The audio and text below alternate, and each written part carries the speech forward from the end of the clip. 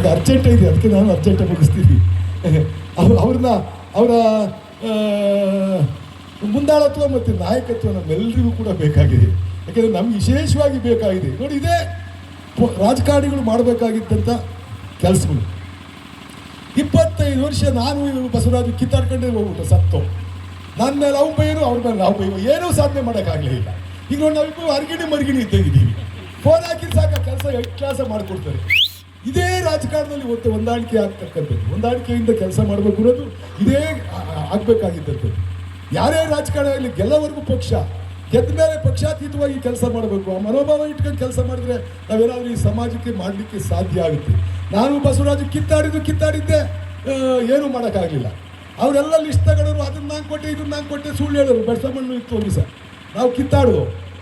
ಇಲ್ಲಿ ಡ್ಯಾಮ್ ಕಟ್ಟಿಬಿಡ್ತೀನಿ ಇದ್ರು, ಪಟ್ರಾವತಿ ತೆಳಿತಾವ, ಇಲ್ಲೊಂದು ಡ್ಯಾಮ್ ಕಟ್ಟಿಬಿಡ್ತೀನಿ, ಪಟ್ರಾವತಿ ತೆಳಿತಾವ, ಇಲ್ಲೊಂದು ಡ್ಯಾಮ್ ಕಟ್ಟಿಬಿಡ್ತೀನಿ, ಎಲ್ಲ ರೈತರಿಗೂ ಒಂದೊಂದು ಕೋಟಿ ಕೊಡಿಸ್ಬಿಡ್ತೀನಿ ಇದ್ರು. ಅಣ್ಣ ಹಂಗೆ ಹೇಳ್ಬಾರ್ದು ಅಣ್ಣ, ಕೊಡ್ಸೋಕ್ಕೆ ಬರಲ್ಲ, 1:3 ಮಾತ್ರ ಕೊಡ್ಸೋಕ್ಕಾಗೋದು, ಬೇಡ ಅಣ್ಣ ಹಂಗೆ ಹೇಳ್ಬೇಡಿ, ನಾನು ಪಕ್ಕದಾಗೆ ಕೂತಿದ್ದೀನಿ, ಇನ್ನು ನಿನ್ನು ಸೇರಿಸಿ ಜನ ಮಕ್ಕಳಿಗೆ ಹೇಳ್ಬಾರ್ದಣ್ಣ ಅಂತ. ನಿಂಗೆ ಏನು ಗೊತ್ತಾ ಕೂತ್ಕೊಳ್ಳ. ಈಗ ಹಿಂಗೆ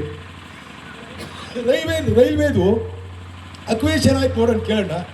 ಅವರು 33 ಲಕ್ಷ ಕೊಡಿಂತಾರೆ, ನಾವು 17 ಲಕ್ಷ ಕೊಟ್ಟಿದ್ದೀವಿ, ನೀವು 33 ಲಕ್ಷ ಮಾಡ್ಸೋಣ ಸಾಕು, ಅದನ್ನು ರೈಲ್ವೇದು ಒಂದು ಮಾಡ್ಸೋಣ ಸಾಕು ನೀನು ಅಂತ ಬೇಡದೆ. ಕುತ್ಕೊಂಡು ನಿನಗೆ ಗೊತ್ತಾಗುತ್ತೆ ಅಂತ. ಅಲ್ಲೊಂದು ಡ್ಯಾಮ್ ಆಯಿತು, ಕೊಟ್ಟಿಗಿರುತ್ತವ. ಆ ಡ್ಯಾಮಲ್ಲಿ ಈ ಕಡೆ ಎಡ್ಜು ಬೆಂಗಳೂರು ರೂರಲ್ ಸೇರುತ್ತೆ, ಈ ಕಡೆಗೆ ಅದೇ ಒಂದೇ ಬದಿರ, ಈ ಕಡೆ ಬದಿರಾಗಿರೋರಿಗೆ 17 ಲಕ್ಷ, ಈ ಕಡೆ ಇರೋರಿಗೆ 33 ಲಕ್ಷ.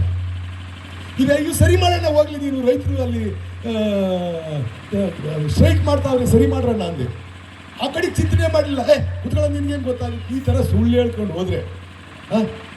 ಆಮೇಲೆ ಎಲ್ಲ ಹಾಕಿ ವಾಟ್ಸಪ್ಪಲ್ಲಿ ನಾನು ಗಲಾಟೆ ಮಾಡಿದ್ದೀನಿ. ಹಂಗೆ ಸಂಘರ್ಷದಿಂದಲೇ ಅವರು 25 ವರ್ಷ ಕಳೆದ್ಬಿಟ್ರು, ನಾನು 25 ವರ್ಷ ಕಳೆದ್ಬಿಟ್ಟೆ.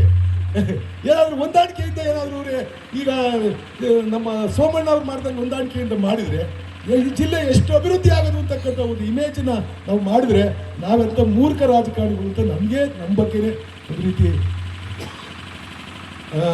ಅಯ್ಯೋ ಅನಿಸುತ್ತೆ ನಮ್ಮ ಬಗ್ಗೆನೇ. ಆದರೆ ಮುಂದಿನ ದಿನಗಳಲ್ಲಿ ಸರಿಪಡಿಸ್ಕೊಂಡು ಹೋಗೋಣ. ಅವ್ರು ಒಳ್ಳೆಯ ಕೆಲಸಗಳನ್ನ ಮಾಡ್ತಕ್ಕಂಥದ್ದು ಶಕ್ತಿ ದೇವರಿಗೂ ಹೇಳಿದಲ್ಲ ಹೆಚ್ಚು ಕೊಡಲಿ ಅಂತ ಹೇಳ್ಬಿಟ್ಟು ಈ ಸಂದರ್ಭದಲ್ಲಿ ಹಾರೈಸಿ